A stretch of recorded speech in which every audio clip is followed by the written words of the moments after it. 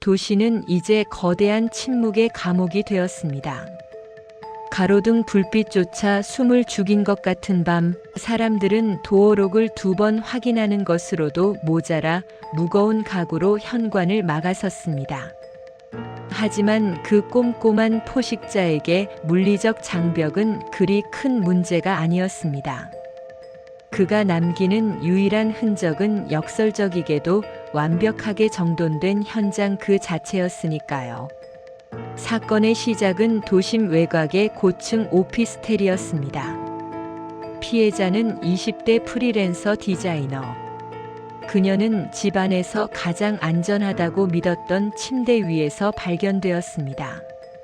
살해 방법 질소 저산소 증 범인은 그녀가 잠든 사이 문틈을 의료용 실리콘으로 완벽하게 밀봉한 뒤 미세한 튜브를 통해 무색, 무취의 질소를 주입했습니다. 그녀는 고통을 느끼기도 전에 그저 깊은 잠에 빠지듯 숨을 거두었습니다. 경찰이 현장에 도착했을 때 피해자의 머리맡에는 그녀가 읽다 만책이 페이지 한 장 구겨짐 없이 덮여 있었고 바닥에 떨어진 머리카락 한 올조차 없었습니다. 범인은 살인을 마친 후 찍찍이 롤러와 휴대용 청소기를 이용해 방 전체를 청소했습니다. 자신의 지문은커녕 피해자의 생활 먼지조차 허용하지 않겠다는 듯한 병적인 깔끔함이었습니다. 이후 이틀 동안 동일한 방식의 살인이 이어졌습니다. 2번째 피해자는 퇴근하던 회사원, 3번째는 편의점 아르바이트생. 공통점은 오직 하나, 그들이 범인의 리스트에 있었다는 것뿐이었습니다. 도시 전체가 셧다운되었습니다. 경찰은 비상경계령을 내렸고 거리에는 적막만이 감돌았습니다. 그런데 4일째부터 기묘한 일이 벌어졌습니다. 3일 동안 아무런 사건도 일어나지 않은 것입니다. 드디어 끝난 건가? 범인이 도시를 떠난 걸지도 몰라. 시민들은 조심스럽게 문을 열었습니다.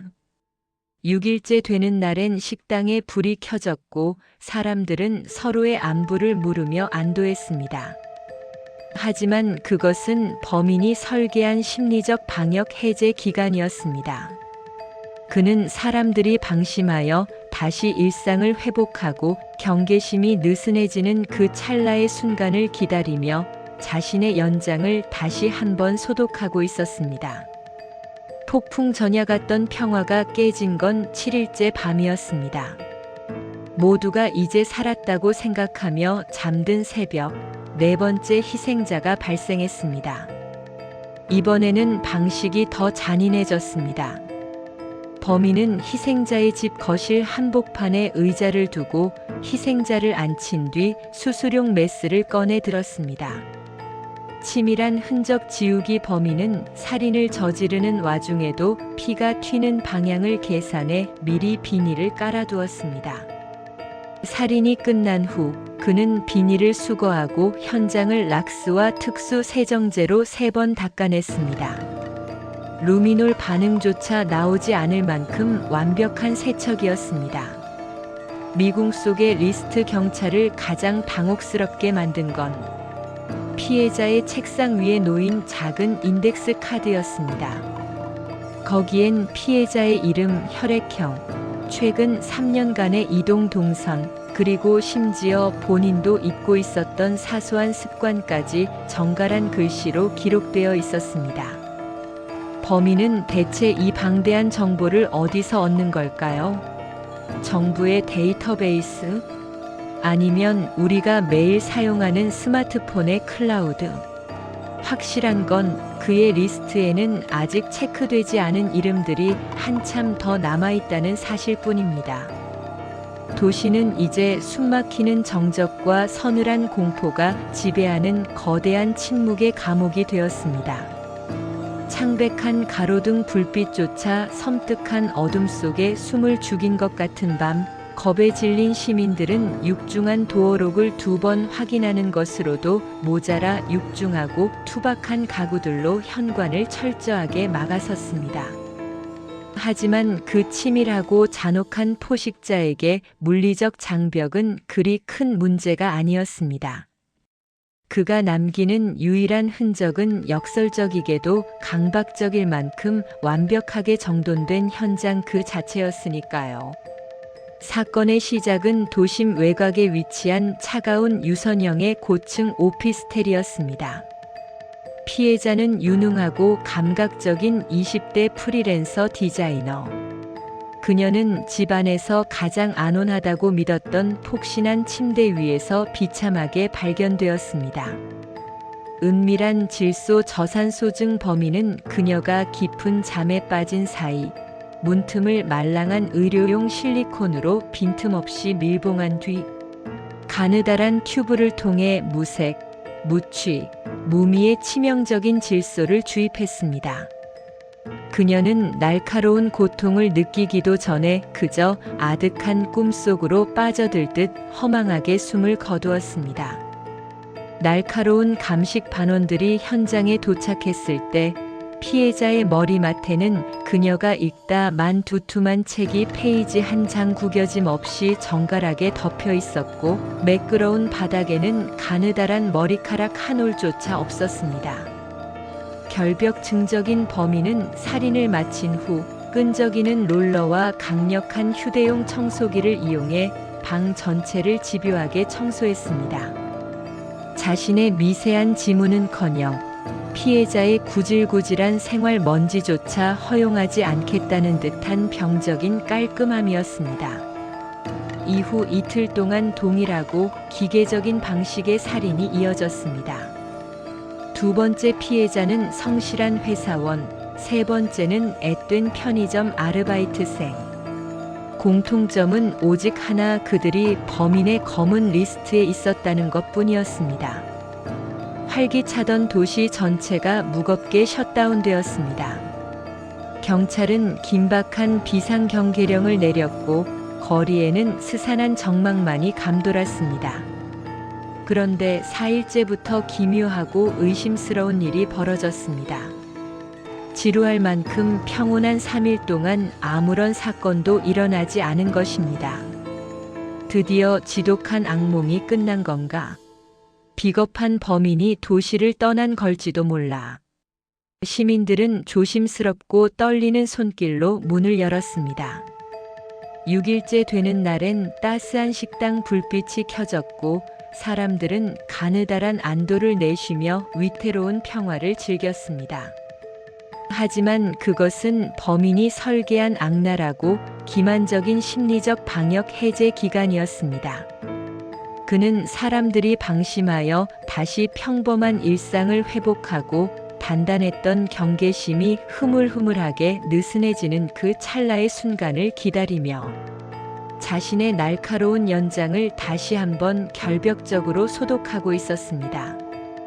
폭풍 전야 같던 거짓된 평화가 깨진 건 캄캄한 7일째 밤이었습니다. 모두가 이제 살았다고 생각하며 단잠에 빠진 새벽, 네 번째 희생자가 처참하게 발생했습니다. 이번에는 방식이 더 정교하고 잔인해졌습니다. 범인은 희생자의 썰렁한 거실 한복판에 딱딱한 의자를 두고 희생자를 기괴하게 앉힌 뒤 번뜩이는 수술용 메스를 꺼내 들었습니다. 범인은 끔찍한 살인을 저지르는 와중에도 검붉은 피가 튀는 방향을 치밀하게 계산해 미리 투명한 비닐을 깔아두었습니다. 살인이 끝난 후 그는 오염된 비닐을 수거하고 현장을 지독한 락스와 특수 세정제로 3번이나 강박적으로 닦아냈습니다. 푸른 루미놀 반응조차 나오지 않을 만큼 완벽하고 무결한 세척이었습니다. 경찰을 가장 혼란스럽게 만든 건 피해자의 낡은 책상 위에 놓인 작은 인덱스 카드였습니다. 거기엔 피해자의 이름, 혈액형, 최근 3년간의 상세한 이동 동선, 그리고 심지어 본인도 잊고 있었던 사소하고 은밀한 습관까지 단정한 글씨로 기록되어 있었습니다. 범인은 대체 이 방대하고 정밀한 정보를 어디서 얻는 걸까요? 확실한 건 그의 소름 끼치는 리스트에는 아직 체크되지 않은 이름들이 빽빽하게 남아있다는 사실뿐입니다. 그의 치밀하고 방대한 리스트는 단순히 우연히 얻어진 것이 아니었습니다. 그것은 끈질긴 관찰과 정밀한 데이터 분석이 결합된 일종의 잔혹한 예술 작품에 가까웠습니다. 범인은 먼저 우리가 매일 사용하는 매끄러운 스마트폰과 차가운 노트북의 빈틈을 파고들었습니다. 그는 고도의 해킹 기술을 이용해 타겟의 은밀한 클라우드 저장소에 접속했습니다. 그곳에서 그는 피해자가 무심코 찍은 흔들린 음식 사진의 GPS 값을 추출해 상세한 활동 반경을 파악했고, 사적인 메신저 대화 내용을 샅샅이 훑어 그들의 취약한 심리 상태와 사소한 공포의 대상을 수집했습니다. 그에게 디지털 공간은 타겟의 적나라한 영혼이 전시된 거대한 도서관과도 같았습니다. 디지털 수집이 끝나면 그는 음침한 그림자가 되어 현장으로 나갔습니다. 그는 타겟의 집 건너편 낡고 버려진 건물의 어두운 틈새에 자리를 잡고 강력한 망원경으로 그들의 일상을 지켜보았습니다. 그는 타겟이 현관문을 잠글 때 손잡이를 몇 번 흔드는지, 잠들기 전 어떤 불빛을 남겨두는지, 심지어는 불안한 듯 손톱을 물어뜯는 미세한 버릇까지도 단정한 글씨로 기록했습니다. 범인은 배달 기사나 검침원으로 완벽하게 변장하여 타겟의 현관문 앞까지 접근했습니다. 그는 문틈의 두께, 도어록의 모델명, 복도의 희미한 조도 센서가 반응하는 시간까지 초 단위로 계산하여 메모했습니다. 그렇게 완성된 리스트는 빳빳하고 하얀 인덱스 카드에 옮겨졌습니다. 카드 상단에는 타겟의 선명한 증명사진이 붙어 있었고, 그 아래로는 빽빽하고 정갈한 필체로 살해 계획이 단계별로 적혀 있었습니다. 가장 소름 돋는 점은 카드 하단에 적힌 여백이었습니다. 그곳은 살인 후 현장을 얼마나 완벽하게 청소했는지, 피해자가 마지막 순간에 어떤 절망적인 표정을 지었는지를 기록하기 위한 병적인 피드백 칸이었습니다. 그는 자신의 범죄를 단순한 살인이 아니라 오차 없는 결벽 증적 실험으로 여기고 있었습니다.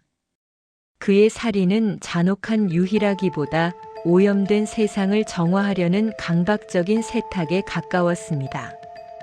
범인에게 타겟은 지워야 할 지저분한 얼룩이었고, 시신이 놓인 방은 반드시 살균되어야 할 불결한 공간이었습니다. 이 광기 어린 정돈의 끝에서 마침내 날카롭고 집요한 본능을 가진 강력계의 노련한 베테랑 차도진 형사가 움직이기 시작했습니다. 차도진 형사는 낡고 해진 가죽 재킷 주머니에 손을 찔러 넣은 채 네 번째 사건 현장인 적막한 거실 중앙에 서 있었습니다. 다른 형사들이 매끄럽고 깨끗한 바닥에 감탄하며 증거가 전무하다고 혀를 내두를 때, 그의 매서운 눈매는 오히려 그 비정상적인 청결함에서 오는 이질적인 불쾌감을 포착했습니다. 이건 범죄 현장이 아니야. 마치 갓 출고된 전시관 같군. 도지는 무겁고 낮은 목소리로 은조렸습니다. 그는 범인이 현장을 치우며 느꼈을 기괴한 희열을 상상했습니다. 범인은 피해자의 피를 닦아내며 분노를 쏟아낸 것이 아니라 경건하고 차분한 마음으로 먼지 하나를 털어냈을 것입니다. 도지는 이 병적인 완벽주의가 바로 범인의 유일하고도 치명적인 아킬레스건임을 직감했습니다. 도지는 범인의 치밀한 뒤처리에 맞서기 위해 역설적으로 가장 비효율적이고 지루한 방식을 택했습니다. 그는 피해자들의 집 주변 반경 1km 내에 있는 모든 지저분한 쓰레기 집화장과 사설, 소각장을 이잡듯 뒤지기 시작했습니다. 범인은 현장을 완벽하게 청소했지만 청소에 사용된 축축한 걸레와 오염된 세정제 용기, 그리고 피해자의 구겨진 흔적이 남은 비닐을 어딘가에는 버려야 했습니다. 도지는 악취가 진동하는 쓰레기 더미 속에서 지독하게 깔끔하게 밀봉된 불투명한 검은 봉투 하나를 찾아냈습니다. 그 봉투 안에는 정갈하게 조각난 고무장갑, 조각과 희미한 락스 냄새가 배어있는 1000조각이 들어있었습니다. 도지는 그 1000조각 끝에 붙은 미세하고 투명한 보라색 실을 발견했습니다. 그것은 일반적인 옷감이 아닌 고가의 특수 방진복에서나 쓰이는 특수한 섬유였습니다. 도진의 끈질긴 추격이 이어지는 동안 도시에는 다시 불길하고 무거운 정적이 찾아왔습니다. 범인이 다시 침묵에 들어간 지 지루한 사흘째 되는 날이었습니다.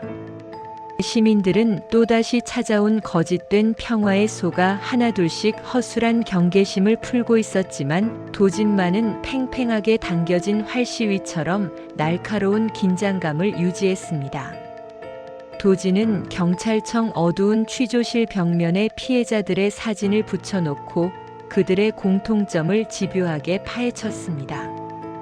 그러다 문득 모든 피해자가 최근 1년 이내에 대규모 정보 유출 사고가 있었던 특정 보안 클라우드 업체의 이용자였다는 사실을 알아차렸습니다. 도지는 그 보안 업체의 서늘한 데이터 센터 내부를 수색하던 중 관리자 로그에서 기묘한 접속 기록을 발견했습니다.